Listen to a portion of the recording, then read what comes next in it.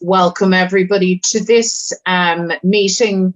This is a solidarity meeting for the people of Palestine. All of us have seen in recent days the bombardment and again the violation of the basic rights of the Palestinian people. We've seen an aggressive Israeli state attack and demolish in Gaza. We've attacks in the West Bank. And of course, we saw with absolute horror what unfolded in East Jerusalem. We know that Israel is a serial offender when it comes to breaking international law. And we know that the Palestinian people have struggled now for generations to have their basic human rights, civil rights and democratic rights respected and upheld.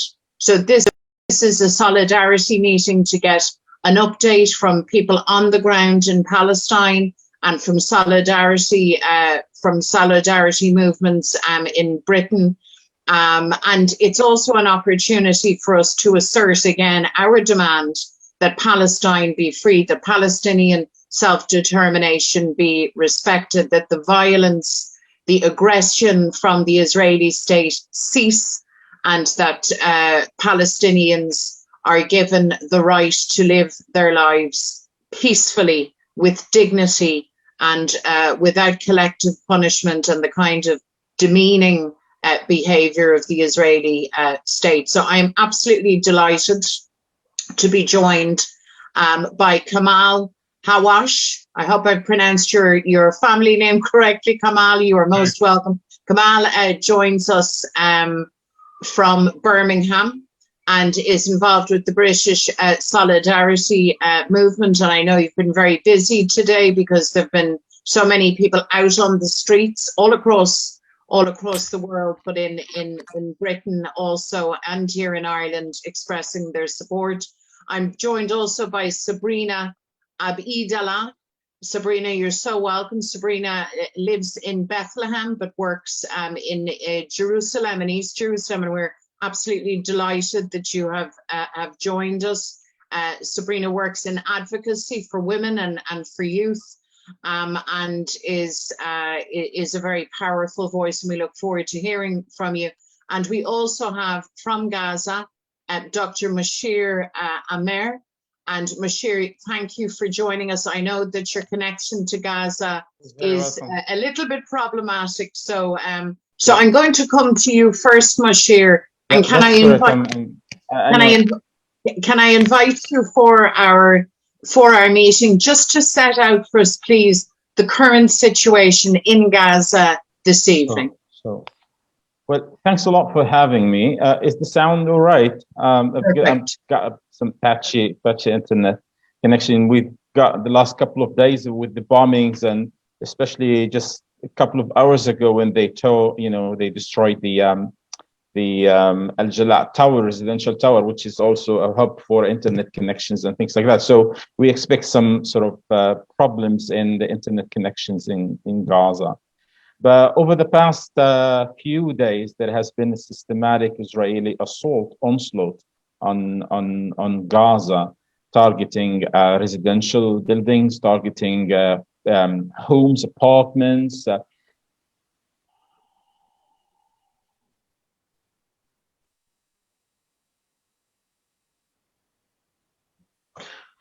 Mashir, we seem to have lost your sound.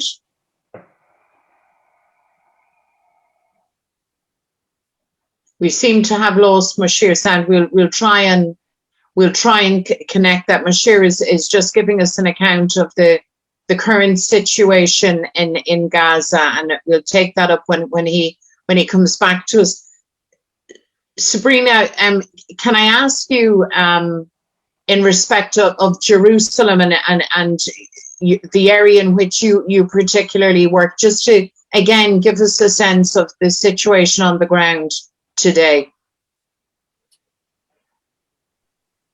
Yeah, Mary, thank you for having us with you today. It's a pleasure. And if you let me first, I may have a very quick introduction about Sheikh Jarrah neighborhood in East Jerusalem. Just a very brief introduction about what is Sheikh Jarrah neighborhood and how it is all started in East Jerusalem. That Sheikh Jarrah is a neighborhood located in the eastern side of Jerusalem, with a population around 2,800 people, who are nowadays showing bravely in numerous, like, bravery among those very difficult moment of horror. Like, just a bit of background and history of what is going on is that in 1956, 28 Palestinian families settled in this neighborhood. Those families were a part of a wider population of 705,000 people, who were firstly expelled by Zionist militates during 1948 Nakba from Arab towns and cities. Like, during that time, East Jerusalem and West Bank was administered by the Jordan Hashemite kingdom, which were, as I told you, governed the East Jerusalem and West Bank. And at that time, Jordan built 28 houses for those families and got the approval from UN Agency for Palestinian Refugees, which is UNRWA. And after that, the deal was during 1960s, Jerusalemite people had the agreement with the Jordan government that they will give them, after 3 years, a house deeds for that sign and show their ownership to those lands and houses. However, the deal was cut off, as you know, by Israeli capture and illegally occupied the West Bank and East Jerusalem in 1967. And since last year, Israeli court have ordered eviction of 13 Palestinian families in Sheikh Jarrah. And on Sunday, 2 weeks ago, Israeli Supreme Court ordered that Skafi, Kurd, Jaouni, and Qasim family, which is consisted of 30 adults and 10 children, evacuated from their homes by 6th of May, the homes that they lived in for generation. Those families have been shunted around the courts almost 4 years. Moreover, also Hamad, Dajani, and Dawoodi families living in the same area were giving a court decision to evacuate by the 1st of August, which is a total of 56 adults and 17 children to be forced to leave their houses, the houses and the homes of their grandfathers and grandparents and grandparents. And also the rest of the families in Sheikh Jarrah are facing also different stages in the court case, going head to head with illegal settler groups in Israeli courts. Just a quick introduction about what is going on now. What is going on now is that not only the Israeli unlawfully extend its domestic civil legal system to occupied East Jerusalem, but proceeded to enact more discriminatory laws and policies that enforce confiscation of Palestinian properties in East Jerusalem in favor of settlers, the forcible transfer of Palestinian and the expansion of Israeli Jewish presence in the city in favor of them.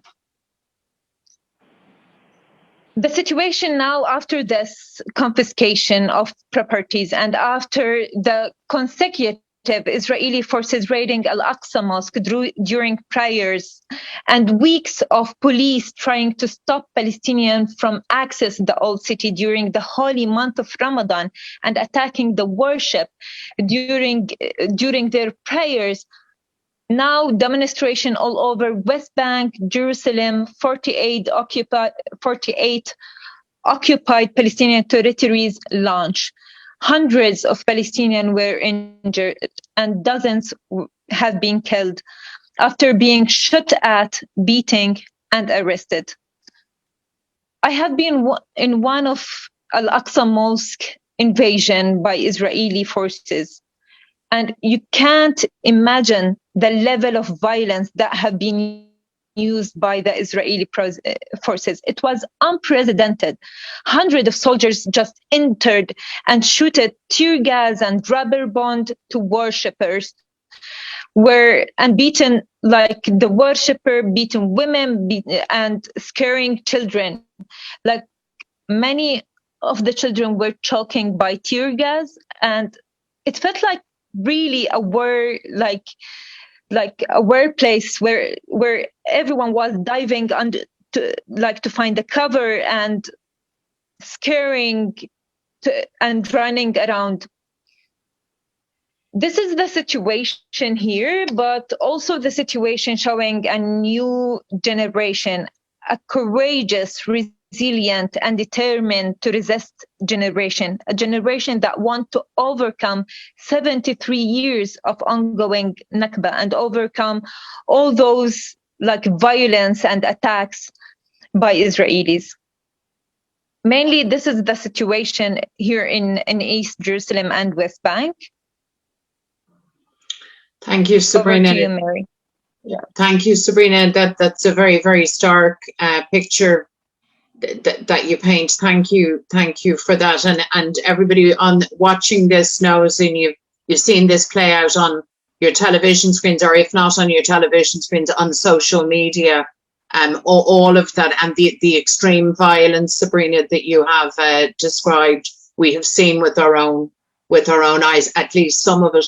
Mashir, we have you back now, my friend. Can we return to you? And you were setting out for us the situation in Gaza today. Yeah, exactly. Yeah, I mean, over the past few days, there has been a very constant onslaught on the Palestinian people in the Gaza Strip. I mean, the Israeli occupation forces were targeting homes, residential buildings, civilian infrastructure, like mosques, police stations, and even streets. I mean, I'm sure that you've seen some of the footage of this systematic attack and destruction of civilian infrastructure, the last of which was just a couple of hours ago. They destroyed with their missiles 2 residential buildings, towers. I mean, one is like housing like 60 apartments and also housing a number of media offices for international and regional media outlets such as AP and Reuters and other sort of international media offices. So there is actually it's a systematic. The Israeli occupation army is trying to exact a very heavy price from the civilian population in order to pressure the Palestinian resistance to stop, sort of retaliating into Israel and attacking the Israelis inside the Green Line and also in the adjacent settlements to the Gaza Strip. So clearly, this is an attack sort of in order to push the Palestinians into raising white flags and in contravention of international law, of basic norms of warfare. So personally, I've been really affected because, like, I'm in the middle of it. I've witnessed 2 previous wars, the 2014 and 2012 aggressions on Gaza, and this one has been really the most distressing so far. We are in day 5 or 6 of this onslaught, and it's been like constant bombings, sounds of explosions in neighboring areas, in very close to where I live, and then you've got the house is shaking like a swing. It's just horrible. And you can't just imagine the impact on my own kids. I mean, it's like they're terrified, and they're like 5, 6, 4 years old, and they're really scared when, these big boom, big sounds of explosions nearby. I mean, it's really very distressing for me and for my family. So, I mean, it's not just the physical damage that it does to us, but it's the psychological impact the traumatizing experience, especially for the children and for the youngsters, is going to linger for some time. And imagine it's going to take up a lot of time to heal. So again, this is the context, the direct context of war and aggression that is being perpetrated against the Palestinian people here in Gaza. And this is really a new development. Just one other context that we need to pay attention to is that in previous aggressions on Gaza, the Israelis used to warn the civilians to leave their homes, to leave their apartments before they actually fire their smart bombs. But now the situation is quite different. You have just the Israeli army forces just fire their missiles into their homes, into the apartments and the buildings without pre-notice, without a warning.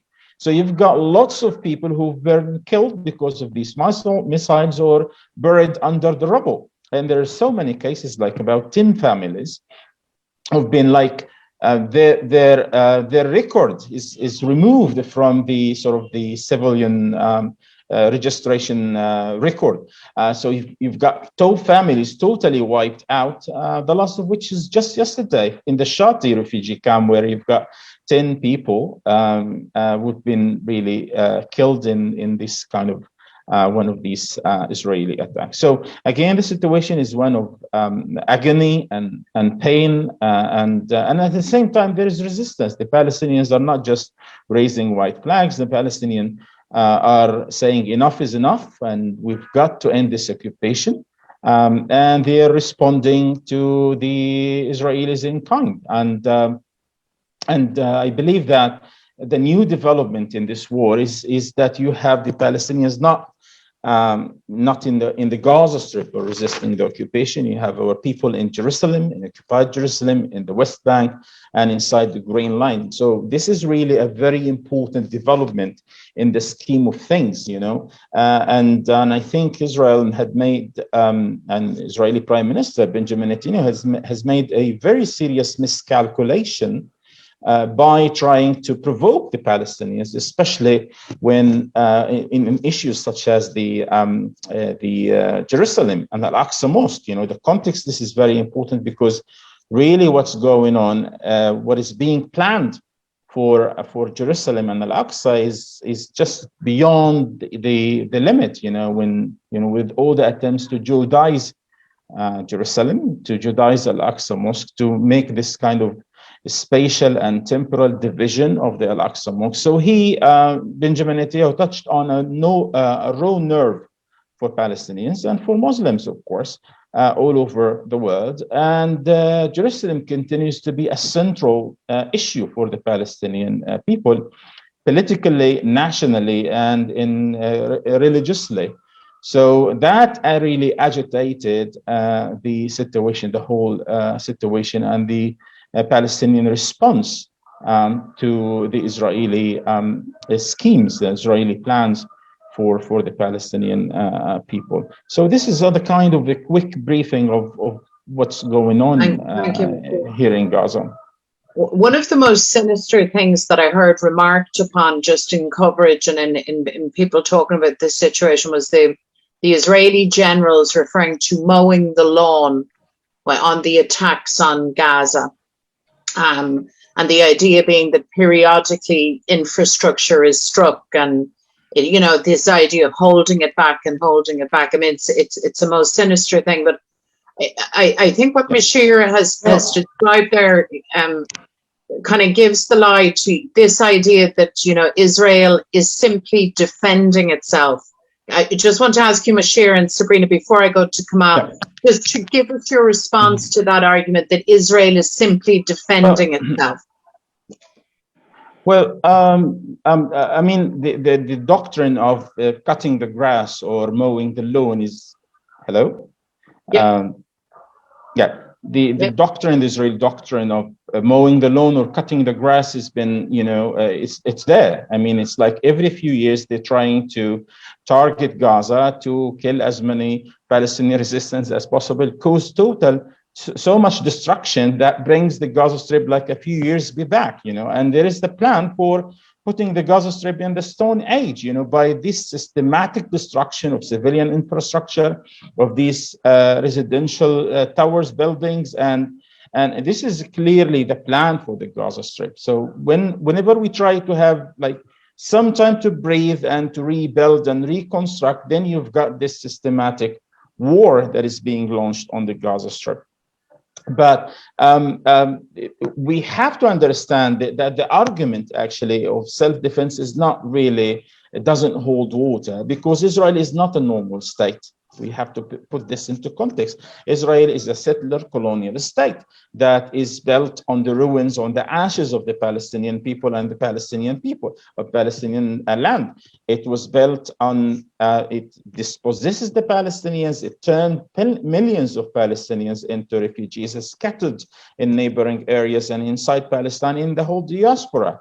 So it is the Palestinians who are entitled to self-defense. They're against Israeli colonialism, against Israeli intimidation and brutalization, against ethnic cleansing that has been going on for 73 plus years. Today, we commemorate the 73rd anniversary of the Nakba, of the Palestinian catastrophe, or the ethnic cleansing that the Palestinian people has been subjected to over these decades. So the Palestinians are the ones who are entitled to self-defense, very much like any occupied people who are resisting and occupying power. And the Palestinians, they're acting in line with international resolutions, with basic fundamental human rights and national rights. They are entitled to resist. And they are, like they say, we are the victims. We're not the victimizers. We are the rape victims, not the rapists. And in that context, we have to understand the Palestinian responses and retaliations to constant Nakba, to a constant aggression against the Palestinian people, this constant ethnic cleansing of their very existence, politically, culturally, even physically. And therefore, this argument that Israelis are responding or acting in self-defense really twists the facts, because the facts on the ground are that the Palestinians are really the ones who have to defend, or are in a situation that they have no choice but to lash out against their oppressor, against their tormentor, rather than just raising white flags, because it's just unthinkable to imagine that the Palestinians would just have to sit by and do nothing when they say systematic onslaught on their very, very existence. Look at what's going on in Sheikh Jarrah. You've got a few families who've been there for decades or even before that. And then you've got some Jewish settlers coming in, kicking the people out and staying in their homes. So it really doesn't really make any sense to really expect that the Palestinians will just stand idly by and sit on their hands and do nothing. Thanks, Moshe. And Sabrina, just to return to, and then I'm going to go to Kamal. But just that issue, I mean, one of the, amongst all of the shocking things that we've seen, the images of people in their own homes, Palestinian families having their doors kicked in, or Palestinian civilians, young men, being beaten while the authorities look on or even facilitate that. I mean, and yet the world sees this, and yet the official line still is coming from the Israeli state: we have a right to defend ourselves. And you hear some world powers actually echoing that and saying, you know, so just give us your perspective on that, Sabrina, on that notion that's what's happening is just a proportionate response and the state protecting itself. Yes, Mary, exactly as you said, as Dr. Mushir said and highlighted. I'm a bit like confused how people can use this very weak alibi that they are defending themselves while they are invading houses, kicking the doors and come inside the doors, inside the houses, beating women, beating, terrifying kids, like protecting the settlers groups that walking around the Palestinian neighborhoods just to terrify people. It's a very weak alibi that can't even be used. What they are doing is as Dr. Mushir said, this is an ethnic cleansing. This is targeting the Palestinian people just because they are Palestinian people.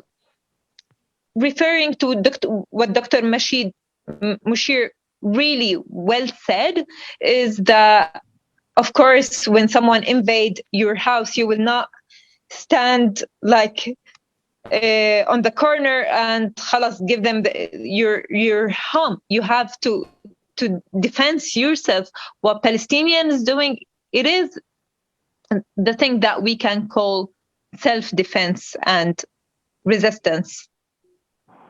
Thank you, Sabrina. Yeah. Kamal, just to come to you, and obviously your perspective, you're from Jerusalem originally, that's your home place, but obviously you've been living outside for some time, and you're very active with all of the solidarity work. You're a leading light of that, and I know you've had a very busy time. You've had a very busy day, but just to get a perspective in terms of what we do about this, like what the international community does about this, and I think both Mushir and Sabrina have addressed this. You know, that it's Israel defending itself. We're all aware that Israel is outside of international law and its actions. We've known this for the longest time, Kamal, and it just seems like we're on a cycle, and here we go again, and here the violence starts again, and here the alibis again, and you know, how do you sustain yourselves as a people when all of this? I mean, it's relentless. Your stamina is tested to its limits. I can only imagine. Thank you very much indeed, first of all, for hosting us.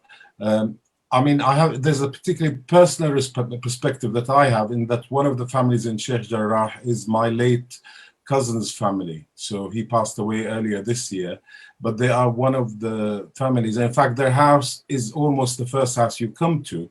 So they have faced all the brutality, all the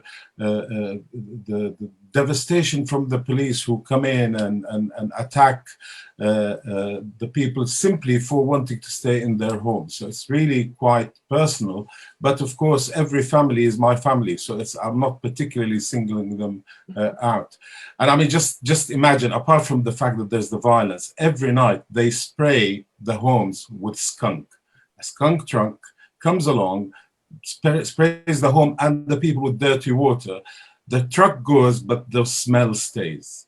And in Jerusalem, only the other night, when the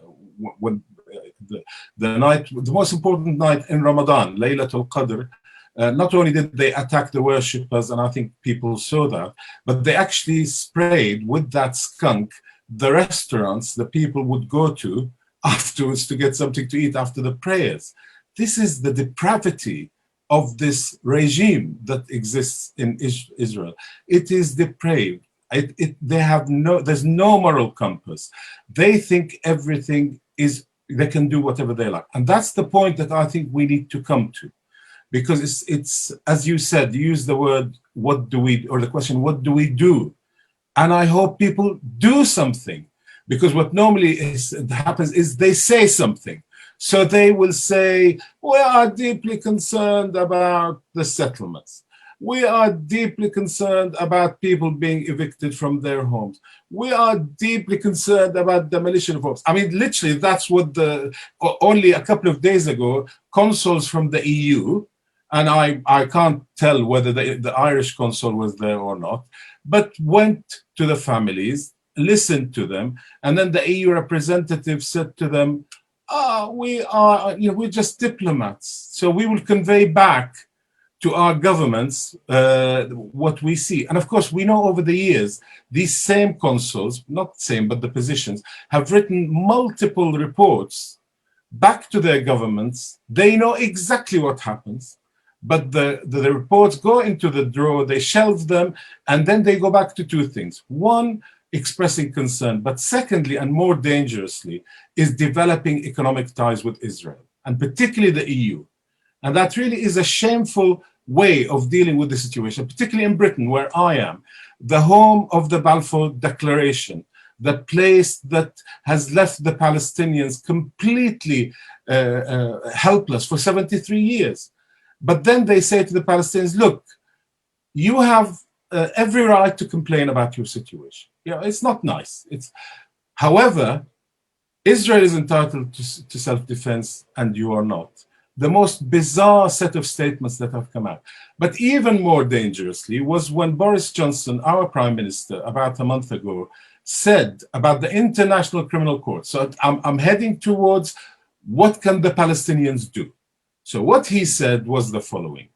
When the court decided it had jurisdiction over the occupied territories and that it would investigate war crimes and other allegations, not just against Israel, but against Palestinian factions. Okay, so it was even-handed. They would look at what Hamas and Islamic Jihad and others. What did Boris Johnson say? He said, we are founders of the International Criminal Court. We believe in it, but we don't think it is right to investigate Israel. Why? He said, because effectively, Israel is not a member and Palestine isn't a state. Well, okay, recognize Palestine then. And the same to the Irish parliament, recognize Palestine. Because if you are saying Israel has a right to self-defense because it's a state, but Palestine doesn't have a right to self-defense because it's not a state, recognize Palestine. Correct the absolute wrong of the Balfour Declaration that first of all gave our homeland, the three of us.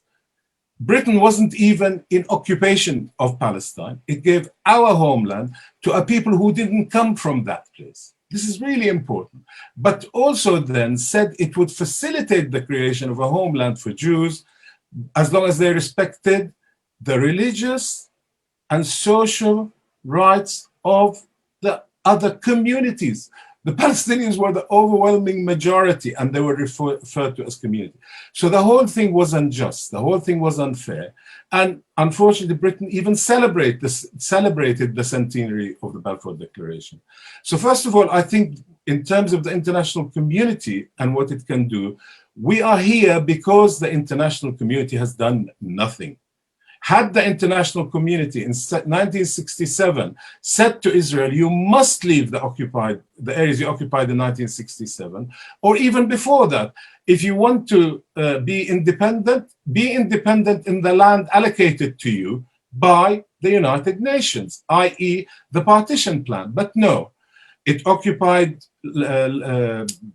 Syrian, Palestinian, and Egyptian land in 1967 and started building settlements, and they allowed it to do that. To the extent that we now have 700,000 settlers, including those in East Jerusalem.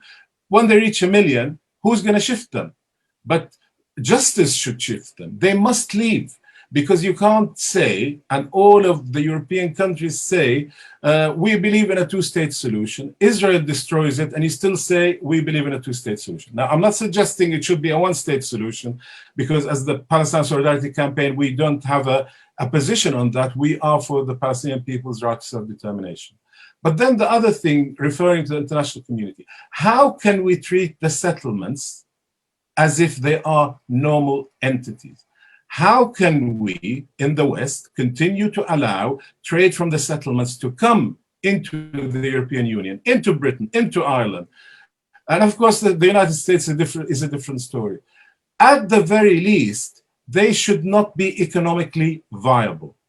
They should not be economically viable. So the Occupied Territories Bill in Ireland is extremely important. And I really encourage everyone to just get on with it and make it happen.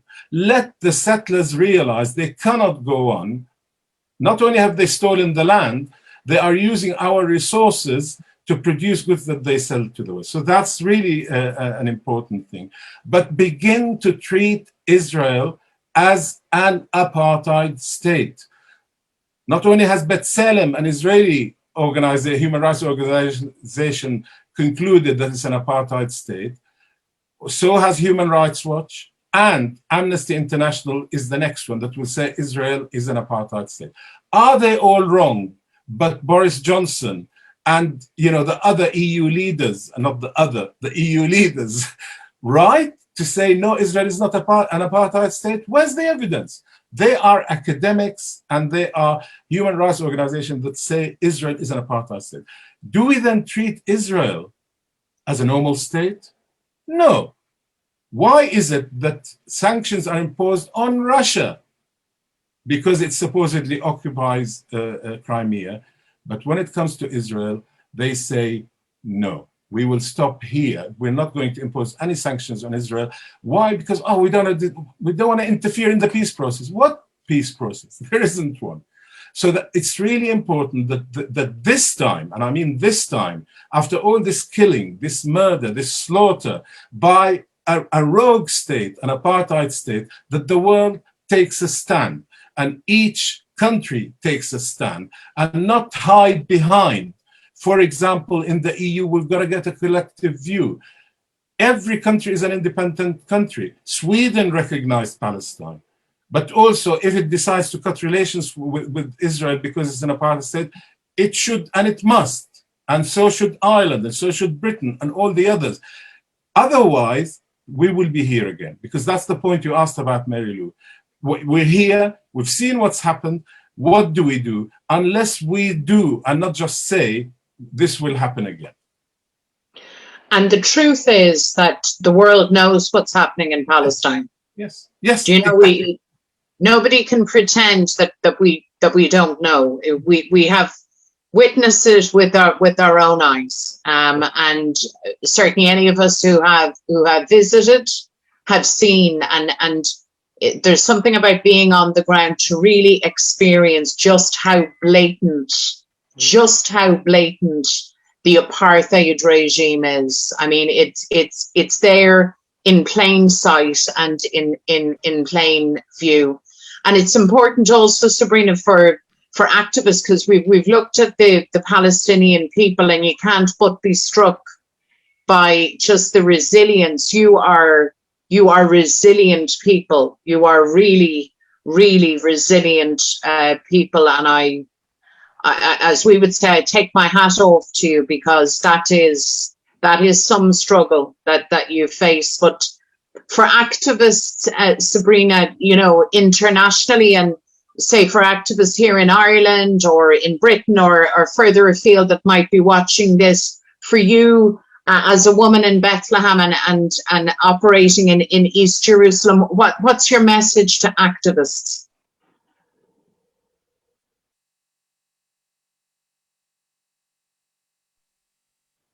My message will be that Palestinian people those days are standing up for their rights, and the rights is part and the major part of human rights. All activists all over the world standing up for human rights. We are talking about international law, human rights, and Palestinian rights in their land, defending themselves and protecting themselves from the violence that they are facing from the Israeli occupation. And Mashir, similarly, and you're talking to us as, just to remind people, from Gaza. Again, your message to the people who are in on our conversation this evening. What's your message to them? What's the ask? What are the people of Gaza saying? What is their message for the wider world?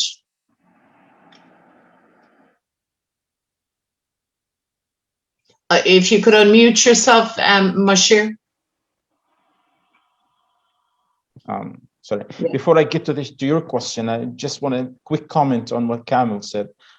Basically, there is what we believe is the European hypocrisy by many of the European governments, and there is a double standard policy vis-a-vis the Palestinians and the Israelis. I mean, there is always this blame game, blaming the Palestinian people for saying no, for resisting, for saying enough is enough, and there's always, by far used has used far greater violations of human rights, totally and systematically attacks the Palestinian people in all aspects that we've just talked about. And then you've got the Palestinians being blamed for saying no, for trying to resist, for trying to exist on their own land. So, and this has again emboldened Israel to act with impunity, because it's like it kills 10, 100, 1,000, 2,000 Palestinians, destroys so many houses,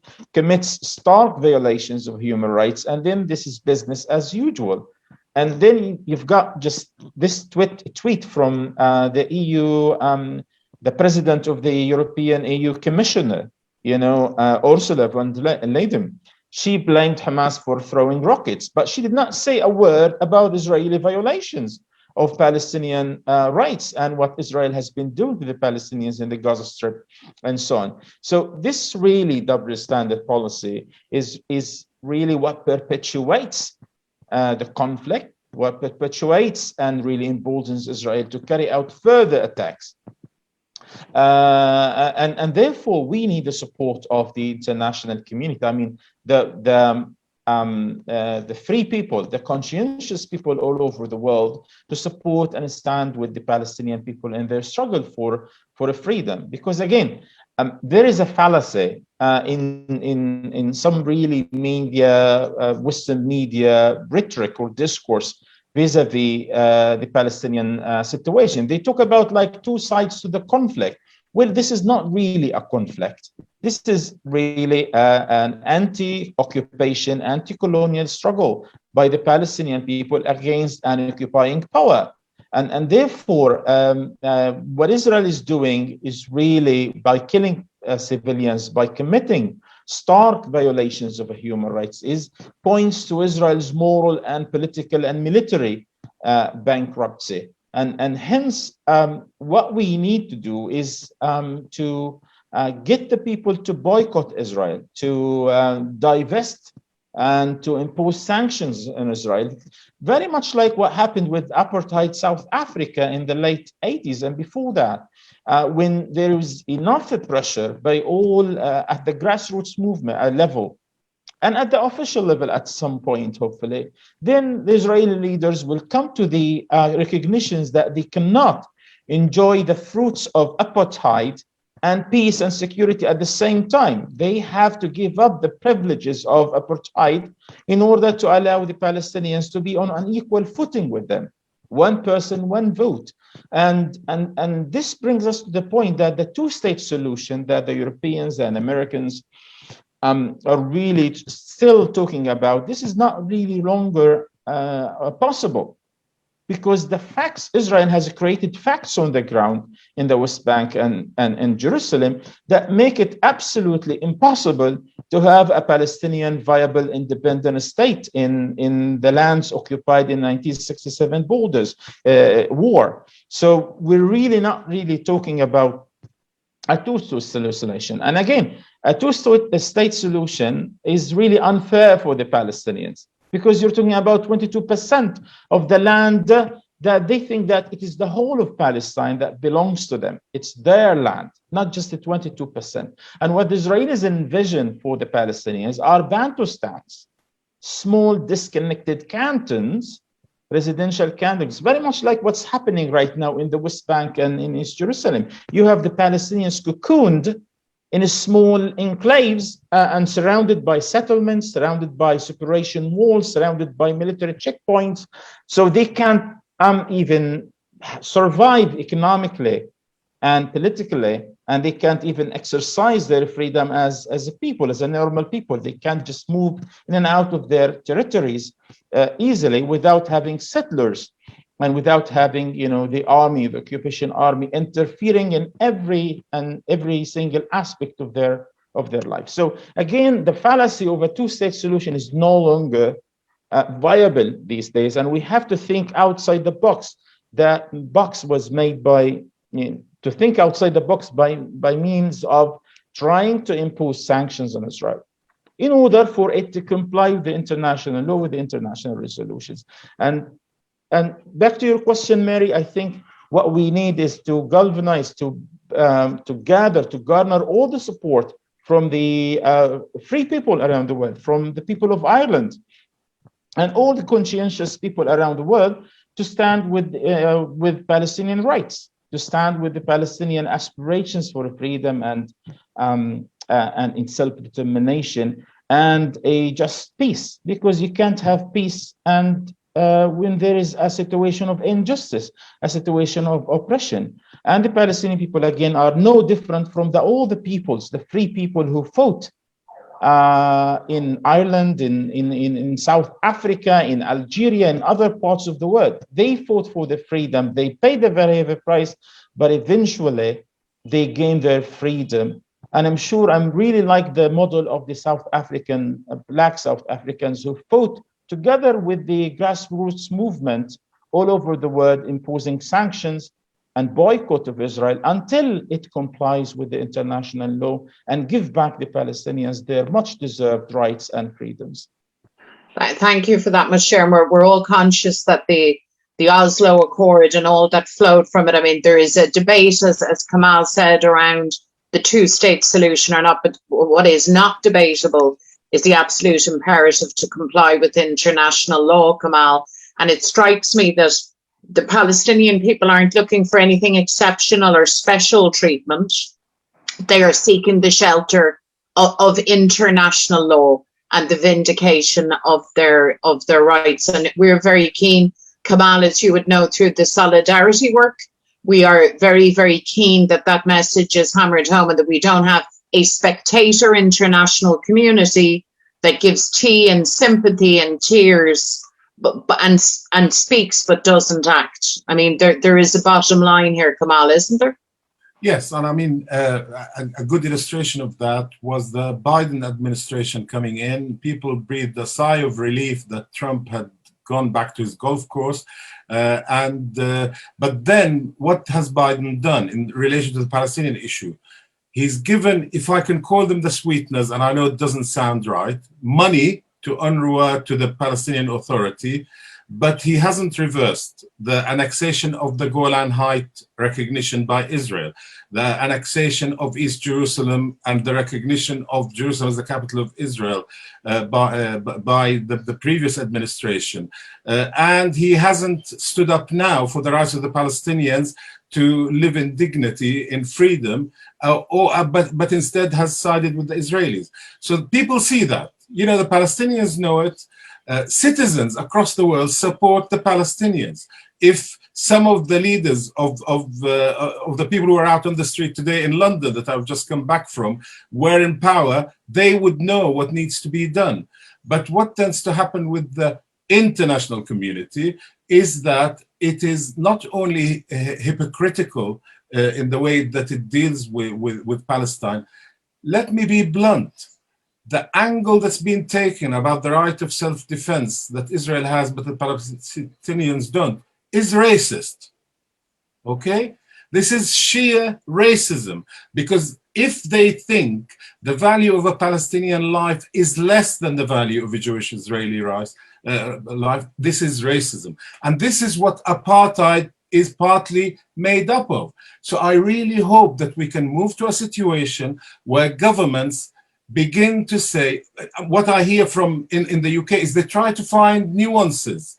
Well, yeah, we don't disagree with the analysis, but apartheid was South Africa. No, there's an actual crime of apartheid. There is in the United Nations definition and in the human rights, there is one, and Israel is committing these crimes. Going back briefly to Ireland, Ireland now has a seat on the United Nations Security Council, and that's fantastic. Please, can the Irish seat be used to, first of all, not allow the Americans and others to give Israel time now to kill more people? Because what Israel is pushing for is to delay even the sitting of the Security Council. It must sit. It must act. They must use Chapter 7 with any decision that comes out. I know I'm being optimistic, but unless that happens, we will be talking again and not doing anything. So as Palestinians, we are not asking for what other nations enjoy, but above that, We just want to be treated equally. We want to be free in our homeland. But that will not happen unless, because we have no weapons. The young people in Sheikh Jarrah can't fight the settlers with weapons, but the settlers have weapons, and they were shooting at people. So we rely on the international community. So either the international community stands up to its obligations. They have signed the Geneva Conventions. They have passed resolutions at the Security Council that must be implemented. Otherwise, Israel will continue to enjoy impunity. When an Israeli soldier, as I saw on a video before this broke out, a young boy working in a shop in Ramallah, he shoots him with a rubber bullet in his eye, and this boy loses his eyesight. This isn't Gaza being blown to smithereens. This sick young man has been produced by a racist society that planted in their minds that they have more rights than the Palestinians and they must hate the Palestinians and go around Jerusalem shouting, "Death to the Arabs." It's about time the international community did move from speaking to doing things. And we know the Palestinians have fantastic friends in Ireland, and Ireland could really lead the way and will be together with you in that. Thank you so much for that, Kamal. And that then is our challenge, and we are determined to ensure that our government does the right thing and acts in accordance with strong public opinion, strong sentiment right across Ireland for Palestine, for human rights, for the rule of law, for the rule of international law, for self-determination, against apartheid, against racism, for the equality of every citizen, be they Arab or Jew, be they black or white, be they Muslim or Christian. That must be the international stand. And so, folks, I want to, on all of your behalves, thank so sincerely Sabrina, Moshir and Kamal for what has been a fascinating conversation, a very hard conversation. We want you to know that you have our solidarity, that we wish you safety, and that we will not sit or stand idly by. We will be active on this question, and let's set our objective that we end this cycle of mowing the lawn or cutting the grass and endless cycles of violations against the Palestinian people, who have shown a magnificent resilience, but who should not be asked to struggle on, to suffer on their own. We are with you. We are with you, and we stand with you, and we thank you most sincerely for joining us this evening. And I've no doubt everybody who has watched this will have found it informative, insightful, and I hope energizing to take a stand with you. Guramila Mahagwif Galer Agus Slán. Thank you very much, Mary. Thanks so much. All the very best. Peace. So thank you very much. We're hugely obliged, and